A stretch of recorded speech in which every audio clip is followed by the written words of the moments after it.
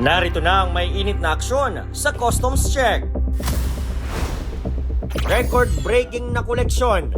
Lagpas 238 bilyong piso na kolekta ng Bureau of Customs sa unang quarter ng taon. Finance Secretary Frederick Go napabilib sa performance ng ahensya. Mga pantalan sa buong bansa, humahataw rin. Target collection ng iba't ibang districts, nahigitan. Mahigit kalahating milyong kilo ng nabubulok na imported na karne at isda nasamsam sa Manila International Container Port. 2 bodega sa Valenzuela na puno ng pekeng pabango at makeup, sinalakay ng Bureau of Customs. Mahigit 700 milyong pisong halaga ng pekeng luxury products na kumpiska. Sa Port of Zamboanga, 200 milyong pisong halaga ng smuggled na sigarilyo, sabay-sabay na winasak. Milyon-milyong halaga ng ecstasy at shabu na tinangkang ipuslit sa misdeclared parcels, nasabat. Magandang balita para sa mga broker at importer. Validity ng registration at accreditation, ginawa ng 3 taon ng Bureau of Customs. Sa mga mahihilig bumiyahe na lagi may bitbit na cash, alamin mula mismo kay Commissioner Ariel Nepomuceno kung magkano ang limit para iwas sita at abala. Tamang proseso ng paggamit ng e-travel system, ituturo namin para laging on the go. At sa ating good news, reforma sa Bureau of Customs, pinuri at pinahalagahan ng export sector. Mula sa pagharang ng smuggling hanggang sa pag-iingat sa inyong mga balikbayan box, bawat container na dumaraan sa ating mga port, may kwento ng malasakit at proteksyon. Hindi lang ito tungkol sa koleksyon o kumpiskasyon. Ito ay para sa inyo, sa mga biyaherong humihingi ng gabay, sa mga pamilya ng OFW na naghihintay ng padala, at sa bawat Pilipinong may boses na nais pakinggan. Dito, ilalatag natin ang katotohanan, aaksyonan ng inyong mga hinaing, at ipakikita ang tunay na serbisyo publiko. Dahil sa Bureau of Customs, bawat kilos ay may saysay. Ako po si Nico Wahe. Sasamahan kayo at magsisilbing boses ninyo dito sa Customs Check.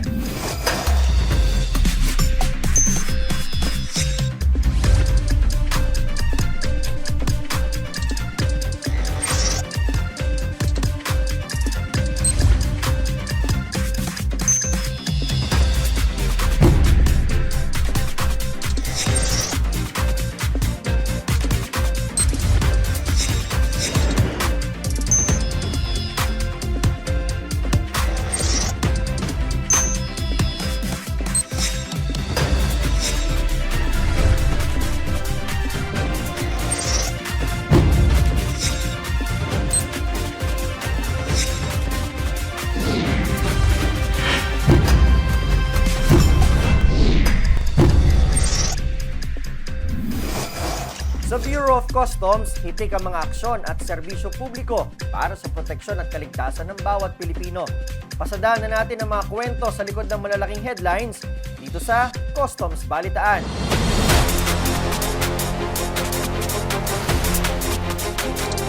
Simulan natin sa record-breaking na revenue collections ng Bureau of Customs. Sa gitna ng kinakaharap na krisis sa langis, tuloy-tuloy pa rin ang magandang performance ng ahensya matapos makapagtala ng pinakamataas na koleksyon sa kasaysayan para sa unang 3 buwan ng taon.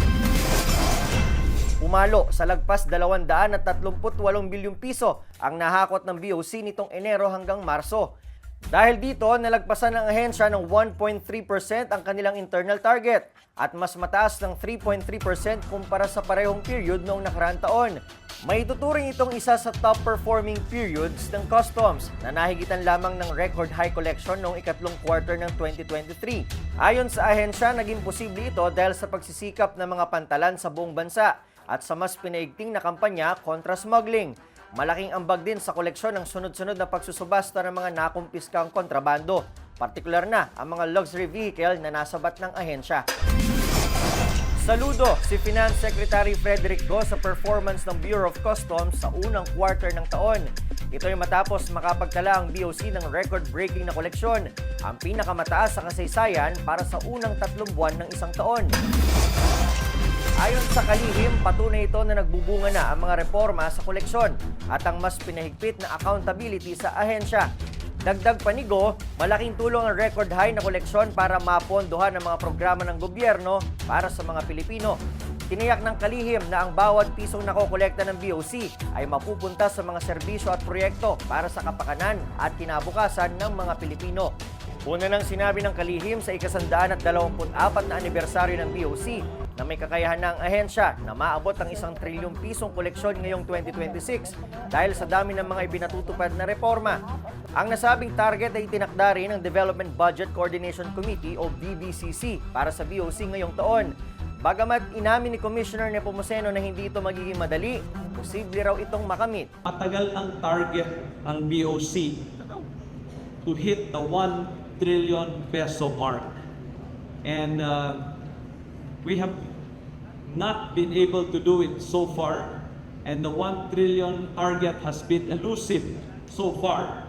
But the difference of us not hitting the 1 trillion target is now you have Com Ariel Nepomuceno and all the DepComs mentioned earlier.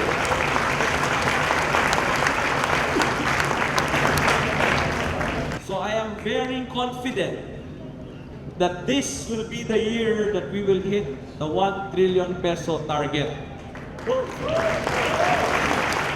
Yung 1 trillion, kaya naman kung yung, of course, kung yung mga assumptions will be there, no? Yung economic assumptions are reasonable, doable, challenging but reasonable naman yan. Big time ang simula ng taon para sa Bureau of Customs. Nahigitan kasi ng iba't ibang collection districts ang kani-kanilang target para sa unang quarter ng 2026. Ang mga pantalan na umariba at nagpakitang gilas sa koleksyon, alamin natin sa ulat na ito. Pumataw sa koleksyon ang mga pantalan sa ilalim ng Bureau of Customs. Dahil sa pagsisikap at mas pinahigpit na inisyatibo, maraming districts ang lumampas sa target na koleksyon na magpupondo sa mga programa ng gobyerno. Una na riyan ang Port of Iloilo. Mula sa target na 922 million pesos, sumampa sa mahigit 1 bilyong piso ang kanilang nakolekta. Higit 15% o 15% itong mas mataas sa target. Nahigitan din ng Port of Iloilo ang mga target nito sa 3 magkakasunod na buwan. Hindi rin nagpahuli ang BOC na iya. Umabot sa 11.89 billion pesos ang koleksyon nila mula Enero hanggang Marso. Mas mataas yan ng higit 700 milyong piso kaysa sa inilatag na target para sa unang quarter. Malakas din ang performance ng Port of Cebu kung saan nakakolekta ng 12.35 billion pesos para sa first quarter. Sobra yan ng higit 387 million pesos o 3.23% sa kanilang target. Sa Mindanao naman, mahigit 1 bilyong piso ang surplus ng Port of Cagayan de Oro. Nakapagtala sila ng 10.69 billion pesos na koleksyon mula Enero hanggang Marso. Mas mataas ng higit 11% kumpara sa target na 9.61 billion pesos. Sumabay rin sa pag-ariba ng koleksyon ang Manila International Container Port. Para kasi sa unang 3 buwan ng taon, umabot sa 235.05 billion pesos ang nakolekta ng MICT. 1.3% daw ang sobra nito kumpara sa kanilang internal target. Record-breaking naman ang surplus ng koleksyon ng Port of Batangas para sa buwan ng Marso. Umabot kasi ng 22.21 billion pesos ang nakolekta sa pantalan noong nakaraang buwan. Lumalabas na halos 16% o higit 3 bilyong piso ang surplus nito para lang sa buwan ng Marso. Maging ang Port of Davao, nalampasan din ang target na 4.37 billion pesos matapos maitala ang 4.41 billion pesos na koleksyon nitong Marso. Mas mataas yan ng 0.89% kumpara sa target. Ayon sa mga district collector, bunga ito ng dedikasyon ng mga tauhan ng BOC na matiyak ang tama at maayos na assessment sa mga produktong pumapasok sa bansa upang masigurong nakokolekta ng gobyerno ang karampatang buwis para sa mamamayan. Daan-daang milyong pisong halaga ng mga nabubulok na imported na karne at isda ang nabisto ng Bureau of Customs sa Port of Manila. Dahil nakatenga sa mga container van, ang ilan masangsang na ang amoy at hindi na talaga pwedeng mapakinabangan. Narito ang report. Patong-patong na kahon ng karne ang tumambad sa mga opisyal ng Bureau of Customs nang buksan ang mga container vans sa Manila International Container Port. Agad umalingasaw ang masangsang na amoy dahil sandamakmak na frozen meat at isda na pabulok na ang laman ng mga ito. Ayon kay Customs Commissioner Ariel Nepomuceno, malinaw na hindi na ligtas kainin ng mga produkto kaya titiyakin niyang hindi na ito makakarating sa mga palengke. Anyway, huwag kayong mag-alala. Talagang binabantayan ito na ating Bureau of Customs, yung ating mga tauhan, in particular yung mga tauhan natin sa ports at ininstrakan din natin ang ating intelligence group at enforcement group na siguraduhin wala talagang lalabas sa merkado, lalong-lalo na kapag oras na ng condemnation ito. Yung sisirain ito. Very transparent ngayon ang inyong Bureau of Customs. Naka-body-worn cameras yan at pinapa-livestream natin yung condemnation. Ayon sa Customs, aabot sa 22 refrigerated container vans na puno ng frozen meat at isda ang naharang nila mula Oktubre hanggang nitong Marso. Galing ang mga ito sa iba't ibang bansa gaya ng Brazil, Netherlands, Amerika, United Kingdom, France at Australia. Sa kabuuan, mahigit kalahating milyong kilo o katumbas ng 178 milyong piso ang halaga ng mga nasamsam na frozen products. Pero paglilinaw ng BOC, hindi smuggled ang mga ito, sadyang nasira at nabulok ang mga karne habang nasa biyahe, habang ang ibang containers ay tuluyan ng inabandona sa loob ng pantalan. Sa loob ng containers, umangat yung temperatura, naging mainit. Hindi yung dahil sa Pilipinas lang yan. No? Dumating siya rito, naglanding yan dito, at pagbukas ng ating mga inspektor, nabubulok na yung iba, mabaho na yung iba. Nakakasana ang pag-dispose at pagsunog sa mga ito para hindi na mapakinabangan. Pero dahil aabot sa 4 na milyong piso ang gagastusin sa pagsira sa mga produkto, tiniyak ni Commissioner Nepomuceno na dapat managot ang 15 consignees na nasa likod ng mga kargamento. Ang instructions ko, dapat mahabol pa rin namin yun. Malalaking kumpanya naman yan. Responsibilidad namin na dapat habulin namin yung 4 million na yun. Nangako ang Customs at ang pamunuan ng MICP na lalo pang hihigpitan ang pagbabantay laban sa anumang uri ng agricultural smuggling sa bansa. Sa wakas, matapos ang matagal na paghihintay, naipamahagi na sa mga pamilya ng ating mga OFW ang lahat ng balikbayan boxes na matagal na atenga sa Port of Davao. Ang mga kahong ito na pinaghirapan ng ating mga kababayan sa ibang bansa ay inabando na lang ng mapanlinlang na freight forwarding companies. Ayon kay Customs Commissioner Ariel Nepomuceno, 732 abandonadong balikbayan boxes na ang nai-deliver ng Bureau of Customs. Dahil dito, zero backlog na ang BOC Port of Davao pagdating sa mga natenggang padala. Sa kabuuan, higit 35,000 balikbayan boxes na ang naipamahagi ng ahensya sa buong bansa. Bukod sa Davao, ubos na rin ang backlog sa Port of Manila, habang naipadala na rin ang huling batch ng mga kahon sa Port of Cebu at Subic. Susunod, higit 700 milyong pisong halaga ng peking pabango at cosmetics nasabat ng customs sa Valenzuela City. Mga misdeclared na parcel, higit 20 milyong pisong halaga ng ecstasy at shabu pala ang laman. Yan at iba pang balita sa pagbabalik ng Customs Check.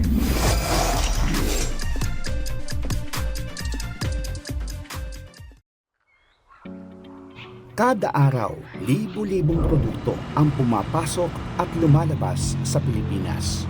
Pagkain, gadgets, gamot, sasakyan at kung ano-ano pa. Pero hindi lahat ng pumapasok at lumalabas ay sumusunod sa tamang proseso. Nagbabayad ng tamang buwis at taripa.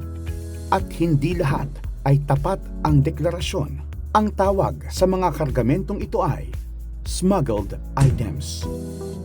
Ito ay malinaw na paglabag sa batas at may kaakibat na parusa at multa.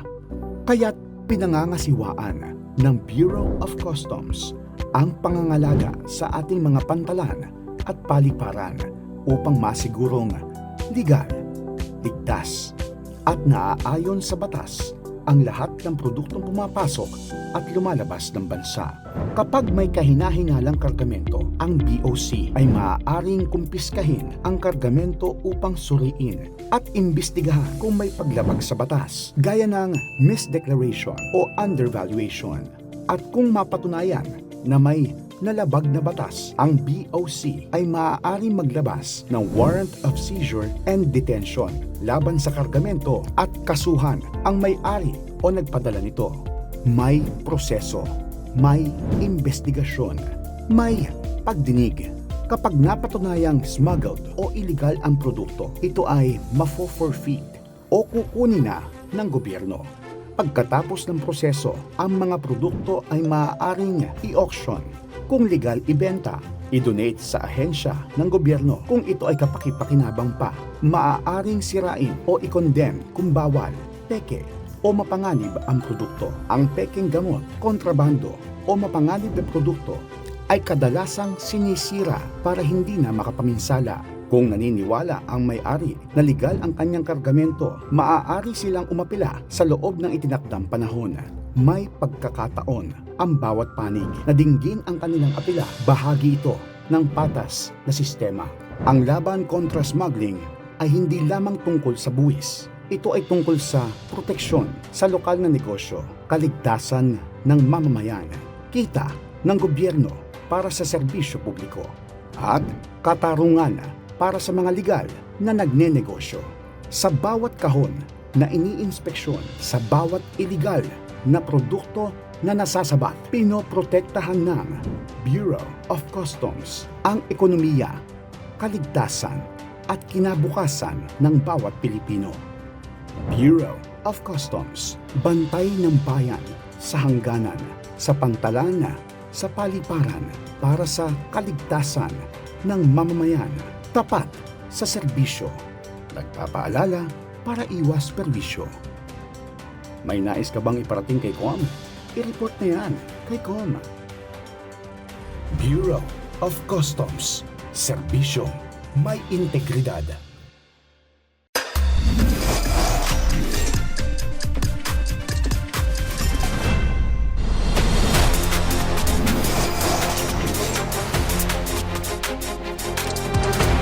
Bukod sa illegal na droga, patuloy ring pinipigilan ng Bureau of Customs ang pagkalat ng mga peking produkto sa merkado, lalo na yung mga ginagamit sa katawan. Bumagsak sa kamay ng ahensya ang mahigit 700 milyong pisong halaga ng mga peking pabango at cosmetics sa Valenzuela City. Hindi nakapalag ang mga tauhan sa loob ng dalawang bodega sa Bonifacio Street, Barangay Canumay East, matapos salakayin ng BOC Intelligence and Investigation Service o BOC-CIIS. Tumambad sa mga otoridad ang bundok-bundok na kahon na naglalaman ng mga peking luxury perfumes gaya ng Chanel, Dior at Jo Malone, Gucci, Versace, Victoria's Secret, Calvin Klein, Prada at Bulgari. Ayon sa BOC, aabot sa 705 milyong piso ang kabuuang halaga ng mga nasabat na kontrabando. Bukod sa paglabag sa Intellectual Property Code, wala ring kaukulang permit mula sa FDA ang mga produkto. Babala ng mga eksperto, maaaring magdulot ito ng matinding iritasyon at panganib sa balat ng mga gagamit nito. Kasalukuyan namang tinutugis ang isang Chinese national na kinilalang si Alias Allen na siyang itinuturong utak sa likod ng mga illegal na bodega. Paalala ng mga otoridad sa publiko, maging mapanuri sa mga binibili online o sa mga tiyangge. Kung ang presyo ay masyadong mababa para sa isang luxury brand, malaking posibilidad na ito ay peke at delikado sa inyong kalusugan. Mas pinahigpit pa ng Bureau of Customs na iya ang kanilang kampanya kontra illegal na droga. Ito ay matapos masabat ang milyon-milyong pisong halaga ng kontrabando na tinangkang ipuslit sa bansa gamit ang mga misdeclared na parcel. Alinsunod sa direktiba ni Customs Commissioner Ariel Nepomuceno, hindi nakalusot sa mga tauhan ng BOC na iya ang mahigit 20 milyong pisong halaga ng hinihinalang ecstasy at shabu. Sa isang interdiction operation sa Central Mail Exchange Center o CMEX sa Pasay, naharang ang isang parcel mula Belgium na idineklara lang bilang pet food. Pero sa pagsisiyasat ng mga otoridad sa laman ng parcel, tumambad ang halos 2,000 piraso ng ecstasy tablets na nagkakahalaga ng higit 3 milyong piso. Hindi pa rito nagtapos ang operasyon dahil sa isa pang parcel mula naman sa Malaysia ang nabuking. Idineklara itong outdoor wall lamps pero may nakatago palang mahigit 16 na milyong pisong halaga ng shabu. Bunga raw ang sunod-sunod na operasyong ito ng mas pinaigting na pagbabantay ng BOC laban sa mga kontrabando na nagbabantang pumasok sa ating mga komunidad. Nasa mahigit 266 na milyong pisong halaga ng smuggled na sigarilyo ang winasak ng Bureau of Customs Port of Zamboanga. Gamit ang mga heavy equipment, dinurog at idinaan sa shredder ang nasa 5,000 master cases ng Yossi para masigurong hindi na mapakikinabangan o maibebenta pa sa merkado. Ang mga nasabing kontrabando ay nagmula sa iba't ibang operasyon ng BOC Zamboanga nitong mga nakaraang buwan. Ayon kay BOC Commissioner Ariel Nepomuceno, hindi sila hihinto sa pagsawata sa mga smuggler dahil malaki ang nawawalang kita sa kaban ng bayan dahil sa iligal na aktibidad na ito. Babala rin ng ahensya, banta sa kalusugan ang mga smuggled na sigarilyo dahil hindi ito dumaan sa quality control at tamang proseso ng gobyerno. Kumpiyansa ang Bureau of Customs na hindi kailangang mangamba o mag-alala sa koleksyon kasunod ng direktiba ni Pangulong Bongbong Marcos na tanggalin ang excise tax sa LPG at kerosene. Sa gitna yan ang nararanasang oil crisis sa bansa.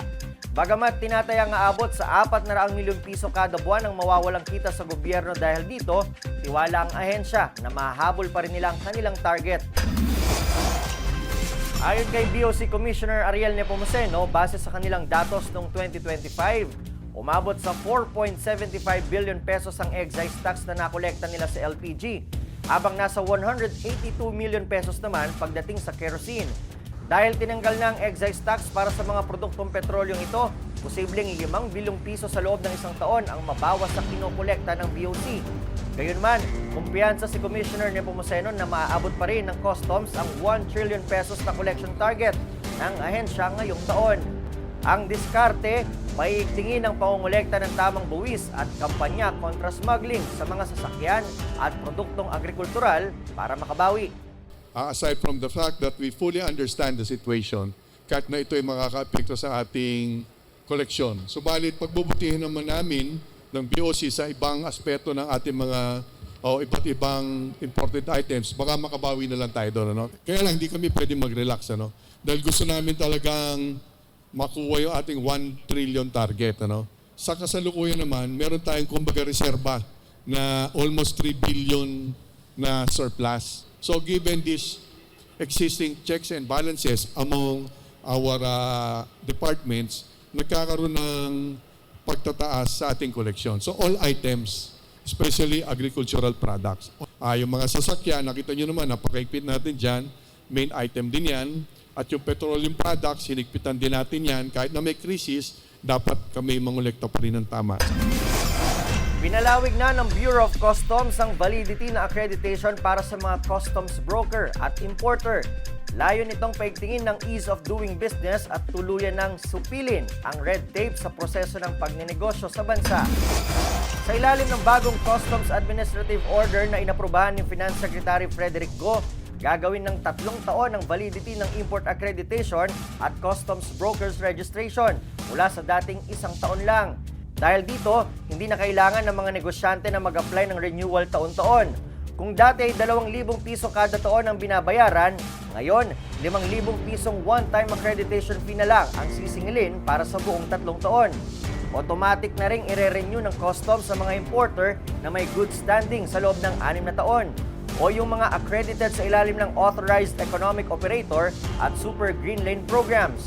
Ayon kay Customs Commissioner Ariel Nepomuceno na siyang nagsulong ng naturang reforma, malaking kabawasan ito sa administrative burden at mga paulit-ulit na requirements. Mas makatitipid din umano ang gobyerno at may iwasan ng mga delay sa transaksyon dahil mas magiging simple at predictable na ang regulatory environment para sa ating mga broker at importers. Yung pagbabalanse, while we want our importers, brokers, trackers, lahat sila, no? Gusto nating maging madali sa kanila yung dating taunang accreditation. Ngayon, isang accreditation, 3 years. Kaya lang, para hindi yan maabuso, papalakasin naman ng ating intelligence group. Sila ang may homework, sila may assignment, na i-counter-check kung tama naman ba yung mga dokumento nila tama yung address upang maiwasan at hindi mangyari yung tinatawag na mga consignees for hire, no, yung mga dami companies, dapat maiwasan din. At yan ang mahalagang impormasyon na inyong dapat malaman at patuloy naming babantayan. Ang inyong Bureau of Customs, katuwang ninyo sa seguridad at tunay na serbisyo publiko. Hanggang sa susunod na Customs Balitaan. Susunod, halaga ng cash na bitbit kapag babiyahe abroad. Magkano nga ba? Ilalatag mismo yan ni Customs Commissioner Ariel Nepomuceno. Yan at iba pa sa pagbabalik ng Customs Check.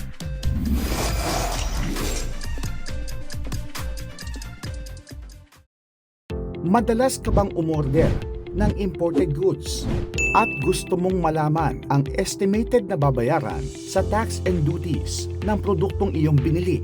Sa tulong ng Bureau of Customs Online Tax Estimator, malalaman mo na ang estimated tax and duties na maaari mong bayaran. Narito kung paano. Una, i-type sa iyong web browser ang customs.gov.ph/estimator. Pangalawa, pagdating sa site, basahin lamang ang disclaimer at pindutin ang agree button. Pagkatapos ay pindutin lamang ang yes button para magpatuloy. Pangatlo, pagdating sa tax estimator site, sa ilalim ng goods description section, hanapin at piliin lamang ang uri ng produktong iyong idinedeklara para makuha ang porsyento na gagamitin sa pag-compute ng customs duty. Pang-apat, para makuha naman ang dutiable value, ilagay lamang sa FOB FCA value ang amount o halaga base sa foreign currency ng iyong nabiling item. Pagkatapos ay ilagay naman ang halaga sa pagpapadala o ang freight amount na nakalagay sa iyong invoice. Huwag kalimutang ilagay din ang current exchange rate ng foreign currency na ginamit sa pagbili ng iyong produkto. Ang halaga naman ng insurance ay automatic na i-compute sa 2% ng halaga ng produkto pagkatapos pindutin ang compute button. Pang-lima, kung ang iyong produkto ay sakop ng excise tax, sa ilalim ng other charges and costs section, ilagay lamang ang tamang halaga nito. Kung hindi naman ito sakop, iwanan itong blanco o zero value. Ang mga produktong sakop ng excise tax ay ang mga sumusunod.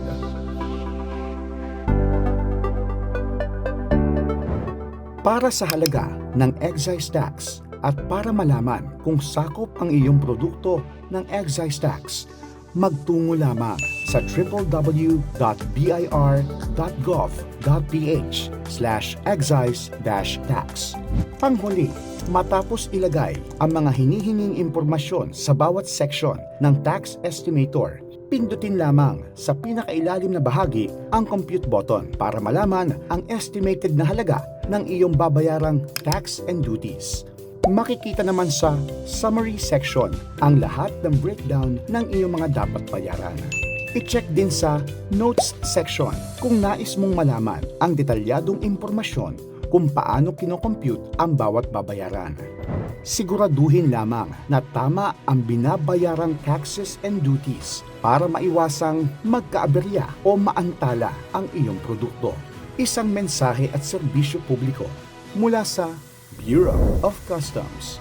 Tapat sa serbisyo, nagpapaalala para iwas perwisyo. May nais ka bang iparating kay COM? I-report na yan kay COM. Bureau of Customs. Serbisyong may integridad.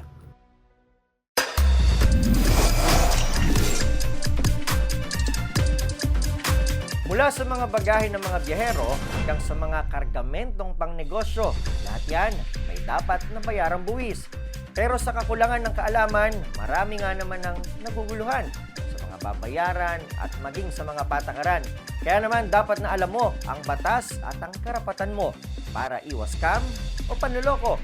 Kapag kargado ka ng tamang impormasyon, maayos, ligtas at walang aberya ang mga transaksyon at siguradong hayahay nga naman ang paglalakbay. Ngayon, mayroon ng malalapitan at masusumbungan. Ano mang reklamo o tanong, idulog mo na yan at sagot ka ng ating Customs Commissioner, Ariel Nepomuceno.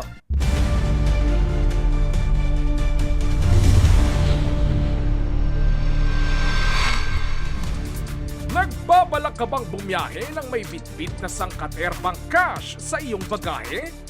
Aba, mag-isip-isip ka muna! Dahil ang bitbit mong pera baka mauwi sa multa, demanda o tuluyang pagkumpiska sa oras na maharang ka sa airport. Sa ilalim ng batas, bawat sentimo ay may limitasyon at istriktong patakaran, papunta man o palabas ng bansa. Isang maling galaw o hindi tamang deklarasyon, siguradong flag ka sa mga otoridad.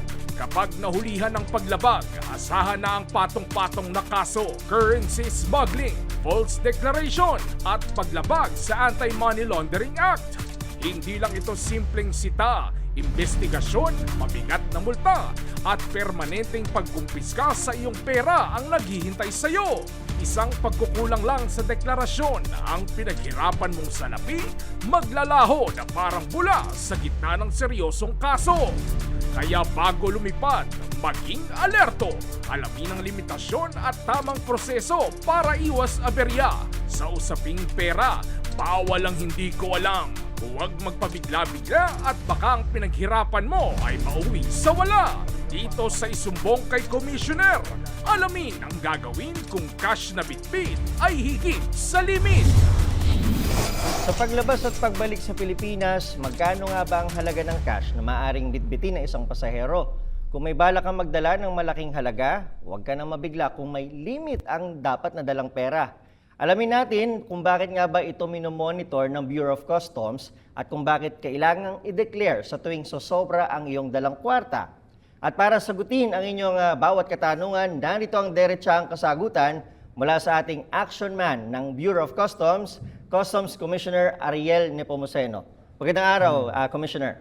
Good afternoon, magandang hapon at sa ating Kong, mga nakikinig. marami po ang nagtatanong at naguguluhan, magkano ho ba dapat yung pwedeng dalhin na cash ng mga pasahero na pupunta sa Pilipinas o kaya lalabas ng Pilipinas? Paglalabas ka, yung halaga ng piso na pwede mong ilabas hanggang 50,000 pesos lang yon. May dahilan yon. Pero dapat, huwag kang maglabas yung 50,000 pesos mismo. Hindi $1,000, ano? Or yung katumbas na other currencies. Kasi importante sa bansa natin, yan ay patakaran ng Bangko Sentral ng Pilipinas na ini-implement lang naman yan ng Bureau of Customs. Ano?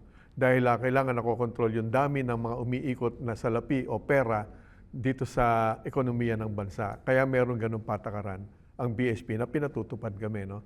Ngayon, pag lalabas ka naman ng bansa, kailangan alam mo yung regulasyon niyo kasi pwedeng makumpiska yan ng mga opisyal natin o tauhan natin sa port. Ano? Yan nga ang madalas naming nagiging suliranin kasi baka iniisip ng mga tao ba't parang pinahihirapan lang sila. Yan ay batas na dapat ipatupad ng mga tauhan natin. Wala naman choice ang taga-Bureau of Customs. So, kung bababaan yan o tatasan, nasa BSP yan. Ngayon, pagpapasok ka naman ng bansa, kapareho ng ibang bansa, ang halaga rin na pwede mo naman na bitbitin, let's say in US dollars, pagpapasok, i-declare mo yan. Hindi naman bawal kasi na mag-declare ng perang bitbit mo. Halimbawa, meron kang bitbit na 10,000 US dollars pag bumiyahe ka abroad, sabihin mo lang yon.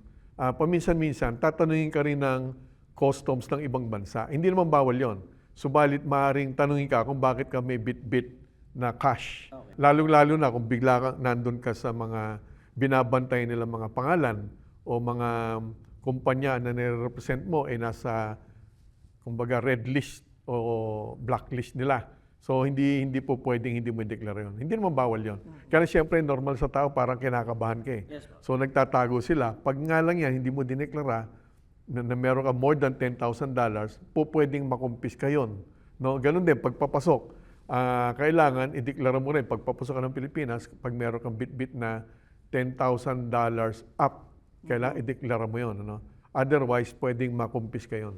Yung 50,000 pesos, Philippine peso talaga yun. Philippine peso. Oo, talagang kinokontrol yung pagpapalabas ng pera. Kasi again, kinokontrol yung dami ng pera na piso na umiikot sa ekonomiya natin. Ano?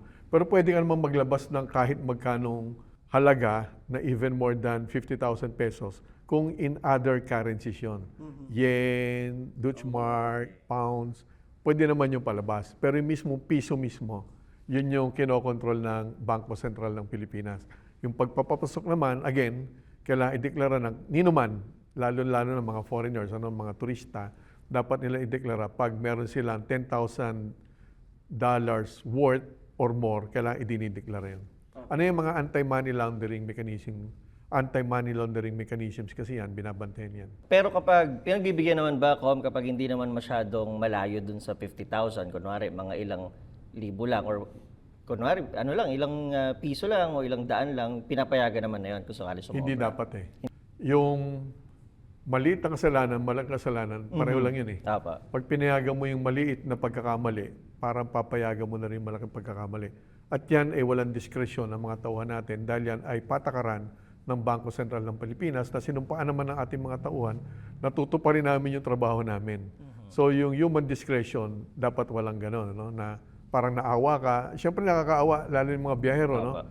Iniisip mo, pinagpagura naman nila yung pera nila, ba't mo naman kukumpisin ngayon?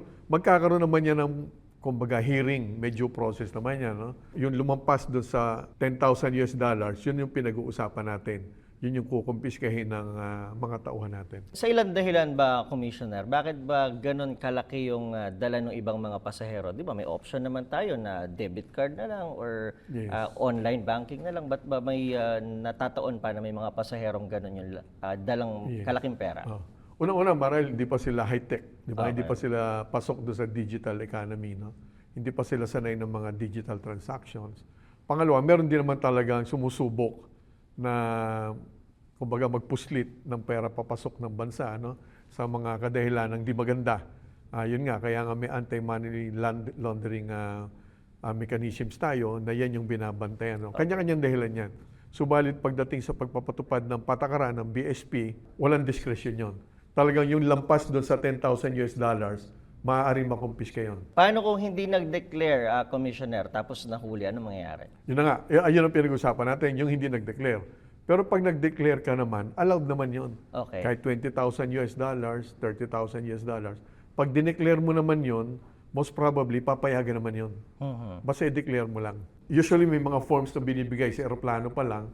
Yung iba, digital na sa ibang bansa. But dito sa atin, i-declare mo yun. Ano yan?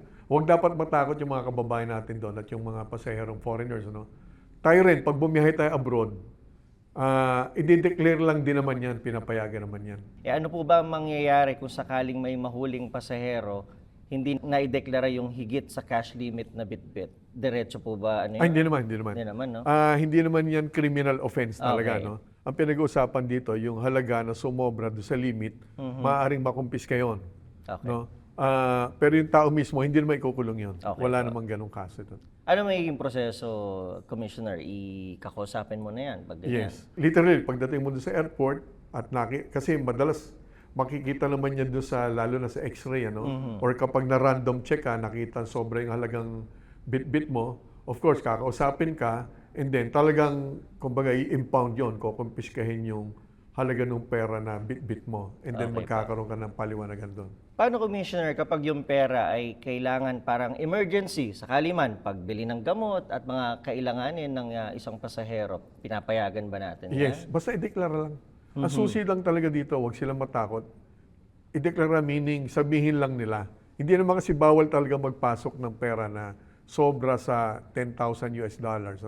Hindi naman bawal yon. Okay po. Ang importante lang, sabihin lang nila. Kung saan gagamitin? Yes, yung sabihin, hindi sabihin pag nahuli na, bago sila masita, nasabi na nila. Kasi pag nasita na sila at doon pa lang nila sinabi yun, too late yun, huli na yun. po. Makukumpis ka na yun.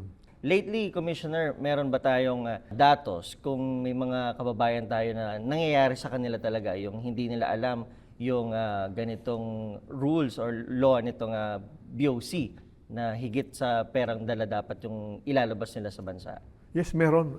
Kadalasan foreigners, minsan nakakaawa na talagang tingnan. Kaya lang, again, hindi na yan diskresyon ng mga tauhan natin. Meron, hindi naman ganun karami.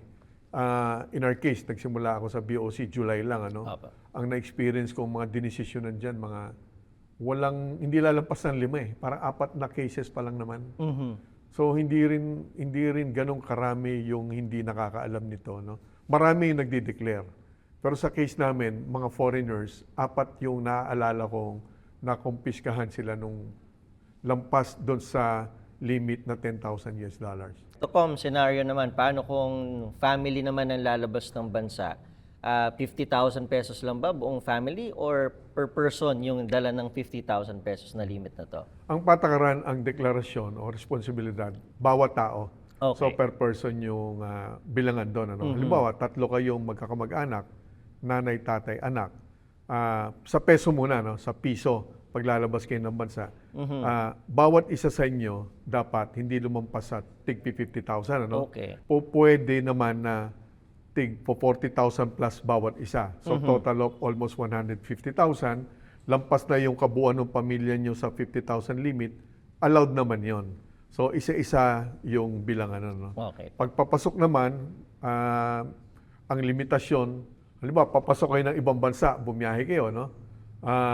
May bit-bit kayo ng, ang limit kasi $10,000 US. So meron kayong tig 8,000 bawat isa. Okay. Pwede naman yon, Pwede. provided iba-iba yung Hahawak. ng tig 8,000. Hindi po pwedeng isa lang. Hindi pwedeng si mami lang o si daddy lang. Yes. Okay Ang po. prinsipyo, kanya-kanyang deklarasyon, bawat Okay. individual. Tsaka, sa eGov app, di ba, when you sign up, you declare yung pag-alis mo ng bansa. Isa-isa naman yun, Hindi Yes, naman yun yes, oo. per family din. Tama Oo. po ba? So kanya-kanya talaga. Baka po may mensahe pa kayo sa ating mga biyahero mula sa Bureau of Customs. Pwedeng-pwede na po yan. Oo, dapat alamin talaga ng mga bumabiyahe, papasok ng bansa at palabas ng bansa. Alamin talaga to kasi nagiging source of stress nila to eh. Yung kakabahan ka ba? Opo. Bago ka pumasok, di mo alam kung may violation. Ano? Mababait naman yung taga-BOC natin na tinitrain namin sila, ino-orient, making sure na maganda yung pakiramdam ng mga pasahero pumapasok ng bansa. Kaya lang, importante, alam ng mga pasahero kung ano yung dapat gawin, lalong-lalo na pagdating sa patakaran, kung magkano yung pwedeng ipasok at pwedeng ilabas. Ganun din, pag bumiyahe sila papalabas ng bansa natin, pag landing ninyo doon sa mga ibang bansa, may mga customs din doon. Ano? Pare-pareho lang yung patakaran yan. Ano? Global protocol yun eh. Dapat, alam nila yung dapat at hindi dapat gawin in terms of how much they can bring in and out of any country. Maraming salamat po, Customs Commissioner Ariel Nepomuceno. Thank you rin at sa pagkakataong magpaliwanag. Okay Thank you. po. At kung kayo po ay may mga sumbong, tawagan ang mga numerong naka-flash sa inyong screen. At para sa kalinawan ng lahat, tandaan po natin hindi bawal ang pagdadala ng malaking halaga ng pera. Ang mahigpit pong ipinagbabawal ay yung hindi pagdedeklara ng tunay na halaga ng dalang pera. Kung hindi ka sigurado, mas mabuting magtanong po sa mga customs officer bago pa dumaan sa mga x-ray. Safe na, iwas aberya pa. Susunod, sa mga aalis at darating sa Pilipinas, paano nga ba magpa-register sa e-travel system? Ilalatag namin yan sa pagbabalik ng Customs Check.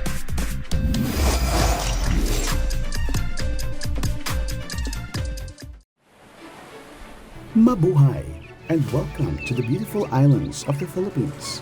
To help make your arrival smooth and stress-free, here are some simple customs tips to keep in mind. Things you can bring, things you can't, what you need to declare, and what steps to take if your items are held. The Bureau of Customs, or BOC, is the friendly team tasked with checking baggage and goods entering the country. Their role is to protect everyone's safety, prevent prohibited items from coming in, and ensure proper declarations are made. When you arrive, certain items need to be declared. These include goods you've purchased or acquired abroad, agricultural products like plants, seeds, and food items, foreign currency exceeding $10,000 or its equivalent in other currencies. Philippine peso import and export would need BSP permit, while foreign currencies need to be declared. If you're bringing more than the mentioned amount, simply ask for a foreign currency declaration form at the customs desk or through the e-travel system. Quick and easy step. Most personal items, such as your clothes, toiletries, and gadgets, are perfectly fine as long as they don't exceed the allowable limit, especially if they're clearly for your own use and not intended for resale. It's important to be aware of prohibited and restricted items when entering the Philippines. Prohibited items aren't allowed by law, while restricted or regulated items might need special permits from the relevant government agencies before they can be released. Here's the list of some common regulated items in the Philippines.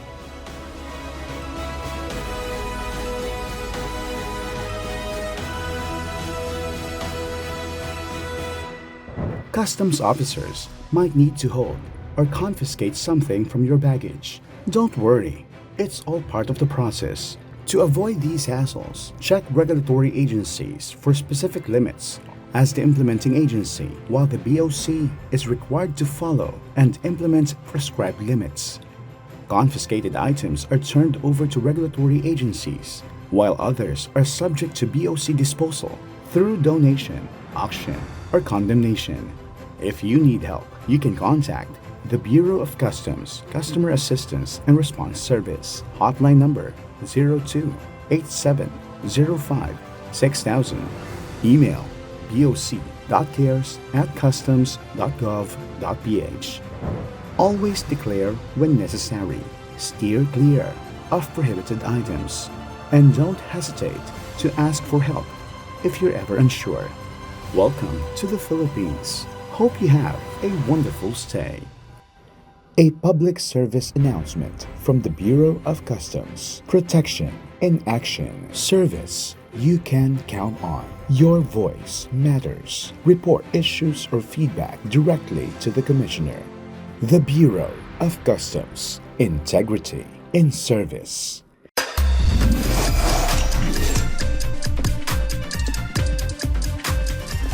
Digital na ang proseso sa ating mga paliparan. Kaya naman paalala ng Bureau of Customs sa mga biyahero, maging handa at laging updated. Sa ilalim ng bagong gabay ng BOC, mandatory na ang pagrehistro sa e-travel system bago ang inyong flight. Kung paano ito gagawin at ano mga dapat tandaan, alamin natin para laging know before you go.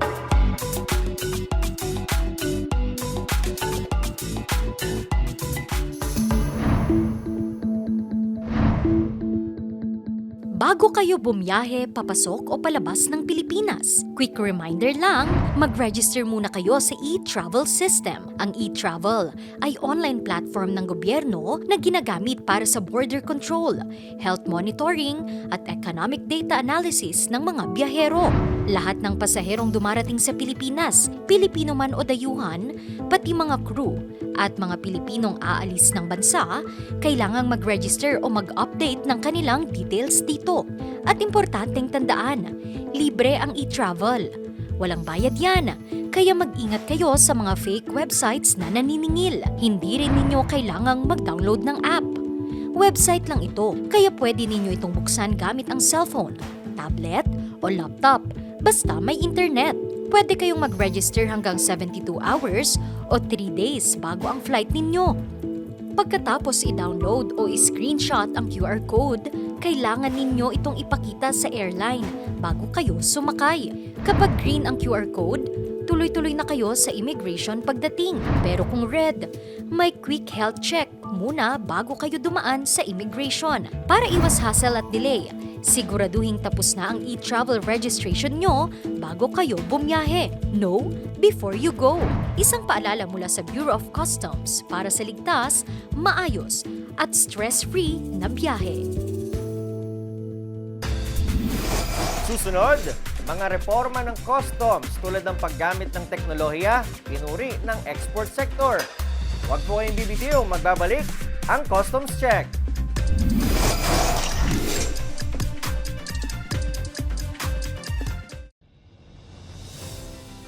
Halos isa sa bawat pamilyang Pilipino ay may kapamilya, kamag-anak, kaibigan o kakilalang OFW o mga Pilipinong nagtatrabaho sa abroad. At sa tuwing nababanggit ang salitang abroad, kadikit na riyan ang balikbayan boxes. Sa tuwing nagpapadala ng balikbayan boxes ang ating overseas Filipino workers sa kani-kanilang mahal sa buhay, nakaagapay ang Bureau of Customs upang maihatid ng tama ang mga kahumbungan ng kanilang pangarap at paghihirap sa ibang bansa. Maliban sa mga OFW, maaari ring magpadala ng balikbayan boxes ang mga kababayan nating naninirahan na sa ibang bayan at ang mga Pilipinong biyahero o namasyal panandalian sa ibang bansa.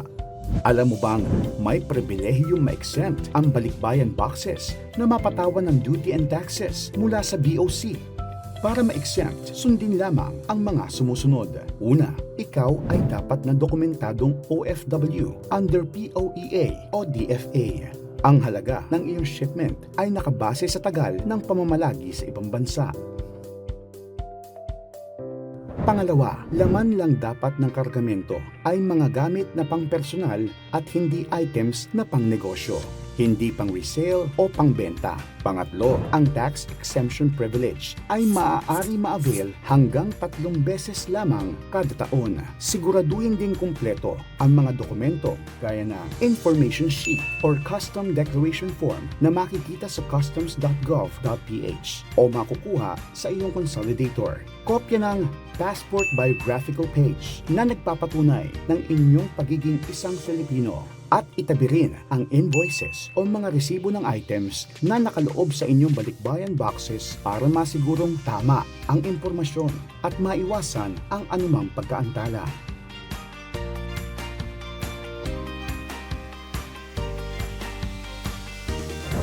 Tandaan din na iwasang maglakip sa kahon ng kung anumang mga bagay na ipinagbabawal sa Pilipinas, gaya ng illegal na droga, baril o firearms, bomba o explosives, mga peke o counterfeit na produkto at commercial goods. Para sa buong listahan ng mga ipinagbabawal na produkto, i-check ang Section 118 ng CMTA o ng Customs Modernization and Tariff Act. Ang bawat balikbayan box ay masusing iniinspeksyon ng Bureau of Customs, hindi para pahirapan ang OFW, kundi para masigurong walang makapupuslit ng kahit na anumang makapaghahatid ng panganib sa seguridad, sa ekonomiya, sa kalikasan at sa kalusugan ng mga Filipino. Para maiwasan ang anumang problema at pagkaantala ng inyong balikbayan boxes at mapatawan ng penalties, maging tapat sa pagdeklara ng laman ng box. Huwag maglagay ng bawal. Kumpletuhin ang mga dokumento at siguraduhin din na lehitimo at accredited ang inyong freight forwarders para iwas scam at panluloko. Ang mga balikbayan box ay simbolo ng pagmamahal ng Pilipino sa kanyang pamilya at ang Bureau of Customs ay katuwang ninyo para matiyak na ang pagmamahal na ito ay makarating ng ligtas sa inyong mga mahal sa buhay. Ilan lamang ito sa mga mahalagang paalala ng Bureau of Customs. Tapat sa serbisyo, nagpapaalala para iwas perwisyo. May nais ka bang iparating kay COM? I-report na yan kay COM. Bureau of Customs. Serbisyong may integridad.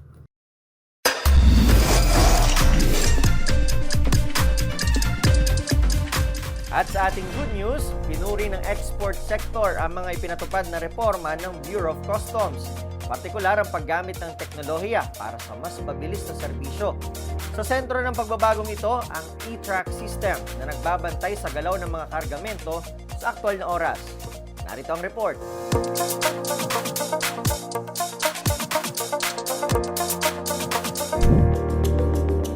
Sa isang pagpupulong kasamang iba't ibang ahensya at pribadong sektor, inilatag ni BOC Commissioner Ariel Nepomuceno ang Electronic Tracking of Containerized Cargo o e-track system. Isa itong digital system na layong i-monitor ang bawat galaw ng mga kargamento real-time upang masigurong ligtas at nasa oras ang mga ito. Todo suporta naman dito ang Export Development Council o EDC at iba pang leader ng industriya.